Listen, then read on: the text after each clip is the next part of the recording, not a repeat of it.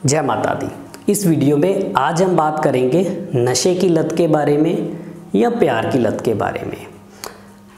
प्यार की लत किसे कहते हैं ये मैं थोड़ा समझा देता हूँ आपको। पहले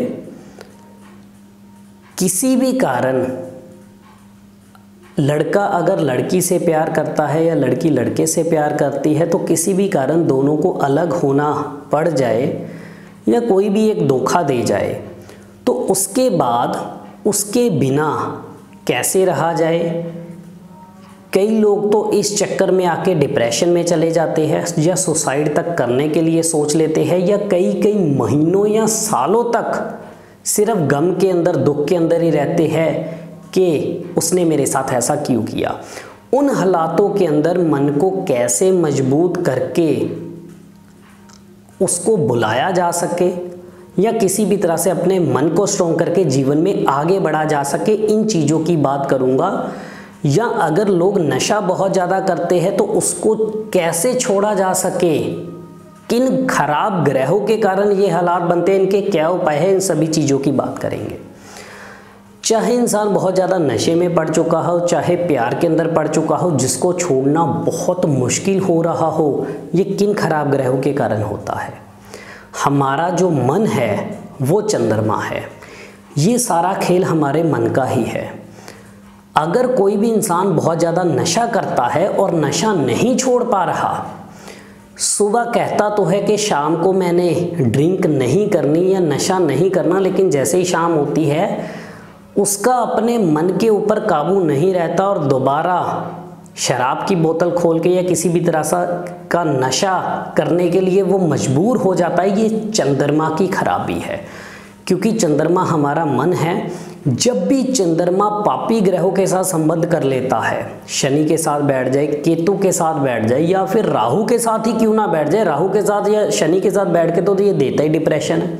अगर खराब ग्रहों में बैठ जाए और समय भी या तो पापी ग्रह का जिसके साथ वो बैठा है या संबंध हो रहा है या खुद चंद्रमा का आ गया, तो ऐसे लोग तो जब तक इनकी दशा रहेगी, अगर चंद्रमा की दशा आ गई तो 10 साल की ये दशा होती है, तो 10 साल तक या तो नशे में रहते हैं या कई सालों तक अपने प्यार को ही नहीं भूल पाते। अगर किसी ने उनको धोखा भी दे दिया चाहने वाले ने या छोड़ के भी चला गया तो उस चक्कर में आके डिप्रेशन के अंदर आ जाना, क्योंकि मन हमारा इतना स्ट्रॉन्ग नहीं होता कि हम जिनको चाहते हैं उनको बुला पाए। और ऐसे में सूर्य देव को भी देखना बहुत ज़रूरी है, क्योंकि सूर्य भी हमें हिम्मत देने का काम करता है, मंगल भी हमें हिम्मत देने का काम करता है।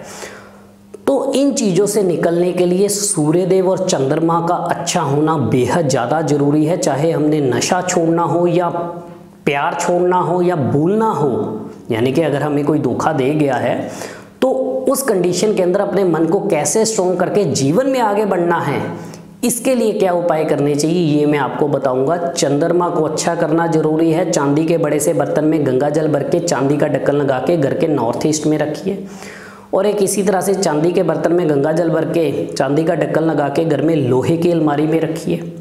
घर में जितना भी कबाड़ है बाहर निकाल दीजिए। थोड़े समय के लिए, जब तक आप लत को पूरी तरह से छोड़ नहीं देते, मन पे काबू नहीं पा लेते, तब तक नीले काले रंग से परहेज रखना बहुत ज़रूरी है। चांदी का चौकोर टुकड़ा अपनी शर्ट की जेब में पहनना बहुत ज़रूरी है। और साथ ही अगर बहुत ज़्यादा तकलीफ़ें हैं, मन में घबराहट बहुत रहती है या अकेलापन बहुत रहता है, फ्रस्ट्रेशन, गुस्सा बहुत रहता है, तो उस चक्कर में 43 दिन लगातार गुड़ गेहूँ जल प्रवाहित करना बेहद ज़रूरी है। अगर सूर्य का संबंध राहु के साथ भी हो रहा है तो हर बुधवार 900 ग्राम जौ पे दूध का छींटा लगा के जल प्रवाह कर सकते हो, या फिर हर रोज गुड़ गेहूं का दान या हर रविवार गुड़ गेहूं का दान कर सकते हो या जल प्रवाह कर सकते हो। इन उपायों से मन स्ट्रॉन्ग होगा। किसी भी तरह की लत को छोड़ा जा सकता है, चाहे प्यार में इंसान पड़ के धोखा खा चुका हो या छोड़ना बहुत ज़्यादा मुश्किल हो या किसी भी तरह से नशे की लत हो, इन पे काबू पाया जा सकता है। इसी तरह से हम और भी विषयों पे चर्चा करते रहेंगे। इजाज़त दीजिए।